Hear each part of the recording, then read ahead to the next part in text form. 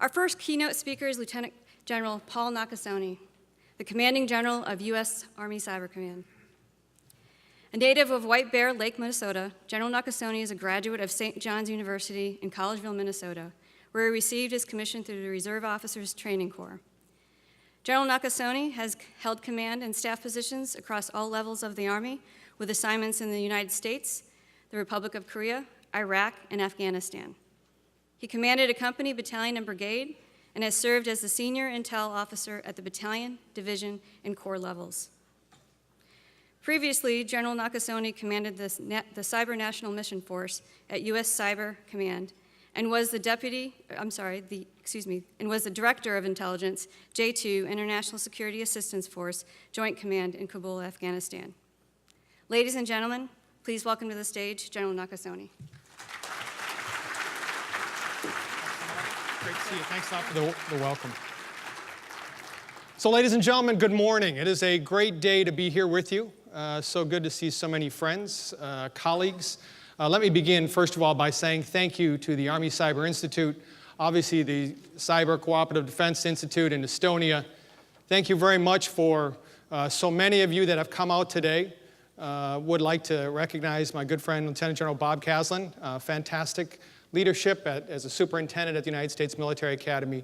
And then, of course, the Honorable Marina Kaljurand here, the former foreign minister at Estonia. So good to have you here today. Very, very honored to open this conference today with just a few thoughts. And so today I've been asked to talk about what's going to impact or what's going to contribute or what is going to be the things that are going to influence future cyber conflict. And so as I think about that, I would tell you, let me begin with really perspective. Really three perspectives that I would offer before I get into the main part of my speech. The first thing is that it is amazing to see the rate of change. And I know all of you out there say, yeah, that's a blinding fact of the obvious, General. Everything is moving fast. But I would tell you, if you step back and you think about technology, if you think about data, if you think about the Internet of Things, if you think about talent, I would tell you it's amazing how fast things are changing.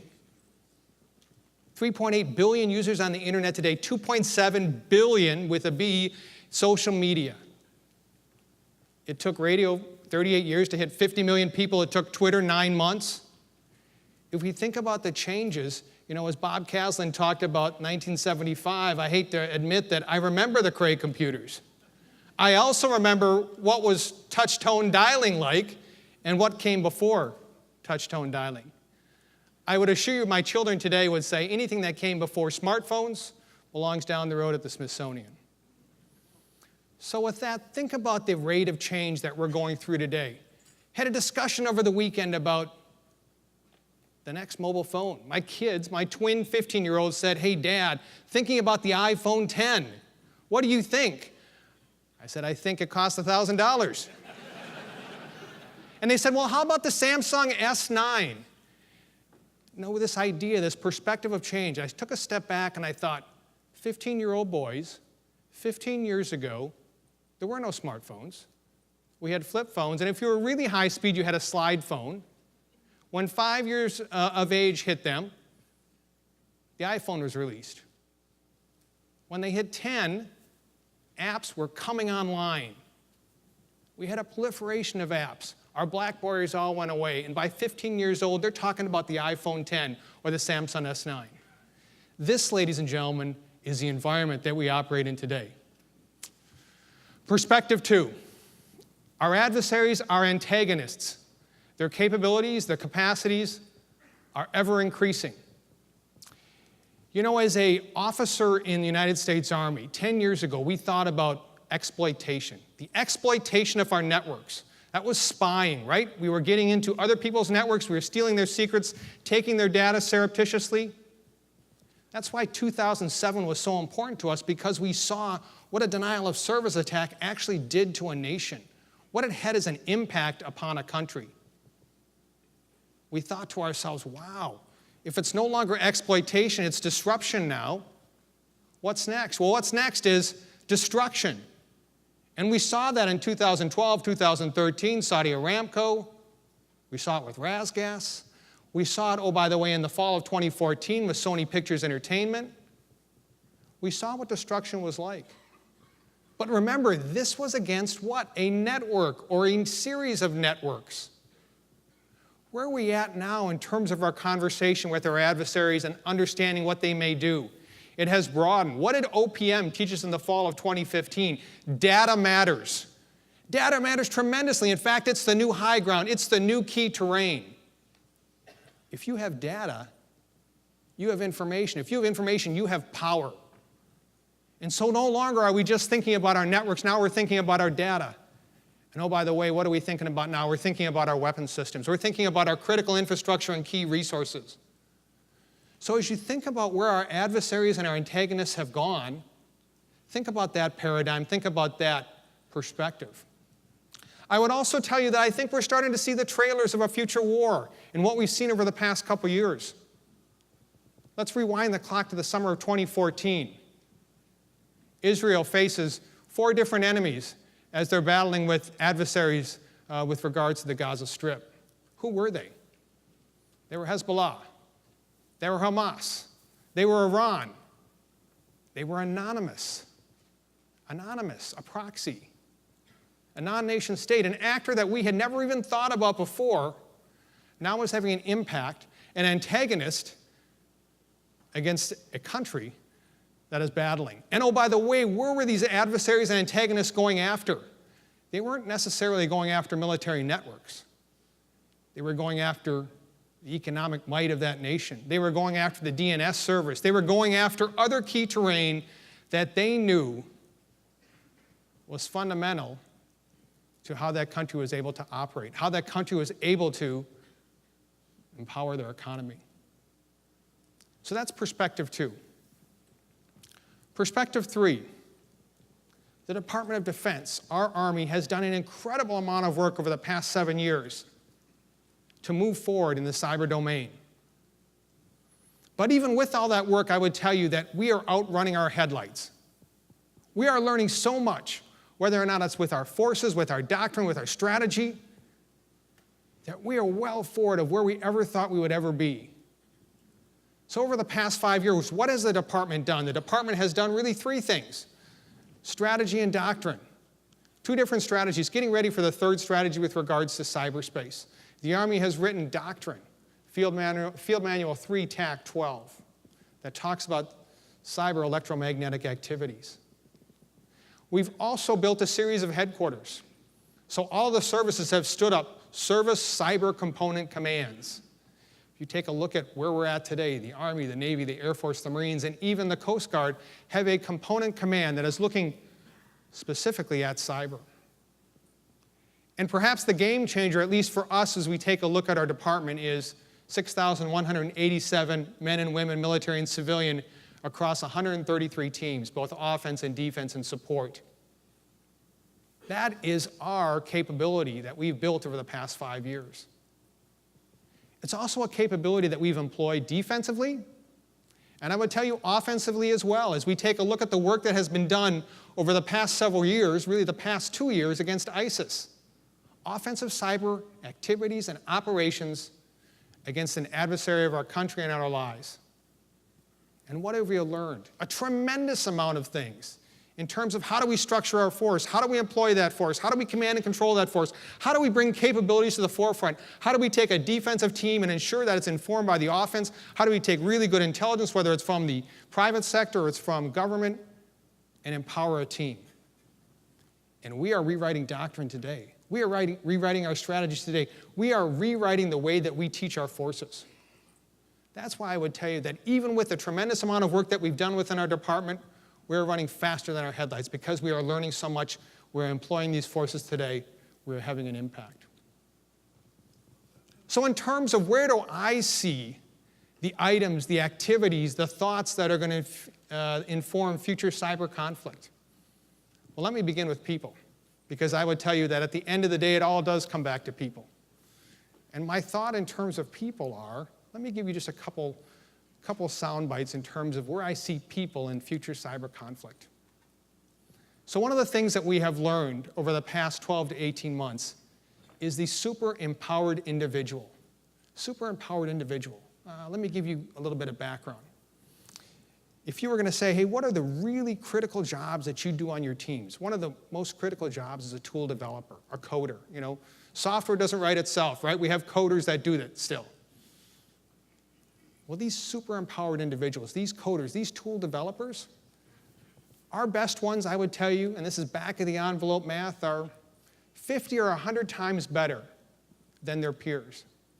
50 or 100 times better. Now, I've been in a number of different Army units, and I'm trying to think in my mind, is there a sniper that I've ever met? Or is there a pilot? Or is there a submarine driver? Or is there anyone else in the military that's 50 times their peer? It's tough for me to imagine, but I would tell you that some of the coders that we have are 50 times their peers. Let me give you one example. A year ago, the common narrative across the press, and I would say across many people's thinking, is that ISIS was uncontested in virtual space. There was nothing we could do to them. When they got into virtual space, they could push their messages, they could tweet their ideas, they could share their propaganda rapidly. And there was nothing that we were able to do about that. I would tell you over the past 9 to 12 months, we have taken that on, and that narrative is no longer true. And I would tell you that we are contesting their message every day. If you take a look at the quantity, if you take a look at the quality, if you take a look at what they're able to do, that has been impacted by our teams. What I would tell you behind those teams is an individual. An officer. Who is that 50X coder that I talked about? He's the person that has developed the ideas in terms of social media and how to get after ISIS in that space. He's the idea that went out to academia. He's the idea that looked at private industry and said, hey, this is what we need to do to get after an adversary in virtual space. That's the power of the super empowered individual. The other piece I would share with you is it's very interesting to command an organization where the true talent and brain power is certainly not at the top, but is at the beginning stages, okay? It's the lieutenants, it's the sergeants, it's the young captains that have this remarkable talent. Now, I don't know too many Army units where you would go in and you'd say, hey, I know that the E6 knows more about what they're gonna do than the O6. But I would tell you that if you take a look at our forces today, the talent, the technical ability is at the lower level. And it's going to be that way for probably a generation as they cycle through. That's not to say that those of us that are at the 06 level or above don't have a job. We certainly have a job. And we have a responsibility in terms of leadership, and we have a responsibility in terms of synchronization. We have a certain responsibility in terms of vision. But I come back to this idea of people being one of the key critical functions in future cyber conflict. You have to understand that with that talent at the bottom, this changes the paradigm in terms of how you train them. This changes the paradigm in terms of how you mentor them, right? Because what I think I'm doing today is developing the future mentors of tomorrow. But where do the future mentors of today rest? So idea number 1, future cyber conflict, heavily influenced by people. Idea number 2, future cyber conflict, heavily influenced by technology. In fact, if we take a look at today, we're seeing the leap ahead technologies that are there. No, there's a meme out there that goes something like this. If you're going to operate in cyberspace, it's always better to be the attacker than the defender. Because when you're the attacker, you only have to be right once. When you're the defender, you've got to be right all the time. What happens if that narrative was switched? What happens if the defender was right 100% of the time, and the attacker had the problem accessing the network? We saw that for the first time in August of 2016 at the DARPA Grand Challenge. Machine learning mayhem. Dr. David Brumley took a group of very, very talented students and graduate students and created a capability that allowed us to see what the future is going to be like. The self-healing network.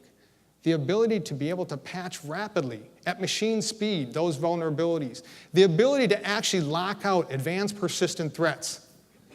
Oh, by the way, the ability to do this with a fraction of the number of workforce. And so as we think about that, think about the implications that has for our Army and for our nation. But I'd also say I would take that a step further as we think about technology. What about artificial intelligence? What about machine learning? Today we see that heavily as we take a look at UAVs, autonomous vehicles, the ability for us to think about having an Uber ride without a driver. Wow, looking forward to that. In 2021, in fact, I understand that we're going to probably start seeing the first autonomous vehicles being sold in the public market. Think about the implications that has for our economy. But let's take a step back. Think about that same artificial intelligence, think about that same machine learning, and apply it now not to the defense, but apply it to the offense. Because anyone that's been in the audience that has done exploitation or done effects work or has done unnet operations understands that it's really easy to say, hey, I'm going to get onto this network, look for a vulnerability, achieve presence, and have a persistent ability to go after whatever I want to do in the future. What if you had a machine that did that actually found the vulnerabilities, that rapidly was able to identify a vulnerability, put down an implant, have persistence, and do that at machine speed? You've just taken away a tremendous amount of our workforce, a tremendous amount of the work that we do today that is really the art of getting onto a network. Think about what those implications are as we move to the future. Because the nations that are most poised to do that today, I think you would begin with the large nation states, Russia, China, the United States, others that are in that. But also think that artificial intelligence is not being driven by governments these days. It's being driven by the private sector. Samsung, last year, $13 billion in R&D. So think about the implications of technology with a small country like Korea that's able to develop that, or the country of Singapore, or the country of Japan, or any other modern nation state, or for that matter, perhaps even a non-nation state that's able to leverage that technology. Think about the implications for military superiority. Think about the implications for economic superiority. Think about the implications for information superiority. Third element I would share with you in terms of future cyber conflict, it's about partnerships. Well said, cyber is a team sport. A team sport, okay? When we think about team sports, I would say within the Department of Defense, we normally think about what? The interagency, the intelligence community, industry, academia. And what are we looking for in terms of our partnerships? Well, we're certainly looking for early warning, right? We're looking for any indication of trouble. We're also looking for the ability to share information. We're also looking for the ability to have a presence somewhere. I mean, what is the great ability for our nation and other nations that are joined together is to have a presence around the globe. These networks are global. Our ability to have a presence global is predicated on very, very good partnerships. But it's also the idea of being able to leverage authorities. There are certain authorities that elements of our government bring that we in the Department of Defense do not have. The ability to leverage those partnerships, to leverage those authorities, to leverage the capabilities and talent, to leverage all of that provides us, I would tell you, an asymmetric advantage as we take a look at the threats of the future. And I would tell you, if we think about partnerships a little more broadly, the area that I would dive deep into is how do we form that partnership that talks about the security of our nation and our allies in cyberspace? What is that going to need to look like? Well, it's going to need to look like something where we can share information rapidly, probably at machine speed. It's going to need to look like something where we have the trust to share information rapidly, not between governments necessarily, but oftentimes between governments and industry. It's going to have to look at and be aware of future threats. And where are those future threats going to be most informed of? Probably from the private sector, or academia, or the intelligence community. I would tell you, if you think about partnerships, and I see that as a third major element of future cyber conflict, that's where we have to be able to build towards. And as we take a look at the defense of our nation and our defense of our allies in cyberspace, This is the great partnership of the future.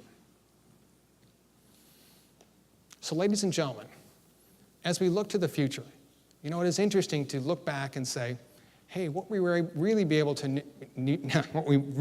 to be able to do is to be able to leverage the knowledge of the past.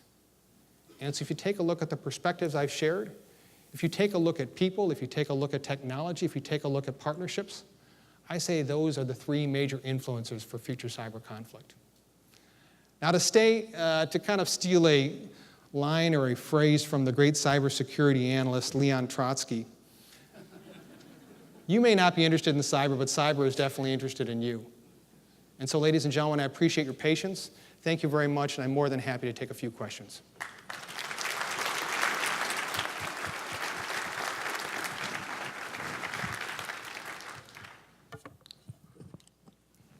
Ladies and gentlemen, we have some time for questions. In the room, we have several people, ACI, with microphones. So if anybody has any questions, please just make yourself known to one of our ACI members.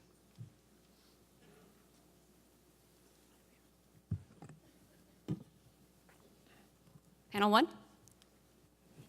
Yes, you mentioned the need to somewhat collaborate with industry and mentioning the Sony hack and some of the other OPM, other hacks that have gone on outside of DoD spaces. What is the military's plan to start collaborating with industry in defending the entire nation's networks, not just DoD networks? Thank you. Yeah, so I think that is a strategy right now that is obviously being developed by the Department of Defense in terms of, you know, how do we be a participant, because this is obviously a whole of nation, and that when I say a whole of nation, that's not only government, that's industry, that's the Department of Defense to do this. So our element of it is being developed right now as part of a strategy that the Secretary has been talking about with Congress. I would say that, you know, right now as we take a look, you know, we do have the procedures upon which we would assist other elements of the government through defense support to civil authorities. But I say, as I would mention that as I said in the speech, you know, I think the great partnership as we take a look at the future is how do you develop this whole of nation capability? And this is something that I think that partnerships really have to lead to. This is the grand challenge for us as we take a look at the future. Thanks for your question. We have one in the back and the front. Thanks, Patrick Tucker with Defense One. Thank you so much for your talk. I noticed that you touched very briefly on this idea of authorities and moving more capability closer to spear tip, closer to this super coder, 50 times greater than any other coder in the world. Both Admiral Rogers and General Votel have discussed the need to move more authorities closer to the spear tip, closer to the operational edge. And they've expressed, I think, a little bit of frustration and impatience about how quickly that can happen. So can you let us know within the Department of Defense, in their conversations, how is that move going to move more authorities closer to the actual operators? And what's your opinion of this idea? Thanks. Well, let me start with the last part of the question. In terms of my view, I think that this is, as I talked about in my speech, one of the things that we have learned is that a number of the issues that we had never even considered now are starting to come to the forefront. So how do we empower the right forces with the right authorities is obviously among those. In terms of where the department is headed, I would defer to the department to answer that question, but let me tell you where our Army is headed. As we take a look at this, we have realized that if you take a look at cyber or EW or information operations, we believe that we have to train that with our forward forces. And so wherever those authorities exist and however we're going to leverage them is one thing, but the other thing that I would tell you is we have to be able to look at a tactical force, whether or not it's a brigade combat team or some other type of force, and see how they might operate and leverage the authorities. And so what we have done as an Army over the past 2 years is through 8 different rotations is empower these brigade combat teams with elements that go after social media, elements that take a look at their own networks for vulnerability, elements that look at close access. So we as an Army are already training towards that. I would tell you that I think that this discussion on authorities will continue to mature as we have learned more. And I think that what we have to do is we have to be prepared, particularly as a force, to be able to leverage those once they do come. Thanks, Patrick. In the back, number 1. Hi, General Sidney Friedberg, Breaking Defense. A related question. You've been talking mostly about strategic cyber. That last question got us more into operational and tactical. when you move away from the strategic level, you move away from fiber optics and undersea cables to the electromagnetic spectrum, which becomes inextricably entangled with cyber. And there's a lot of anxiety I see in the community that, in the rush to catch up to cyber, which is the new and scary thing, we have neglected or sidelined reviving sort of the Cold War EW skills that actually get the data there over the airwaves. How are you all addressing these two conjoined domains? Yeah, so great question, Mr. Freeberg. Good to see you again. I would tell you that as we take a look at it as an Army, that's how we have approached it with regards to we not only need cyber capabilities, whether or not that's at a brigade combat team or, as you say, at a strategic element, we need EW capabilities. And so we have equipped our force. We are now taking a look at how do we build the force structure upon which to go at that. And I would imagine that force structure is going to be at a brigade combat team. It's going to be empowering a division. It's going to be able to be leveraged by a corps. But I think that what we have to also step back and say is that with that EW capability, there's times when you're going to need to have a high-end capability, and that may be through cyber. And where does that come from? I would say that it comes from very small teams that are empowered by a headquarters, that have the authorities, that have the operational floors, that have the capabilities upon which to do reach. And so I think those come together. I don't think it's an either or, I think it's an and. Thanks, Sydney. Let me take one more, please.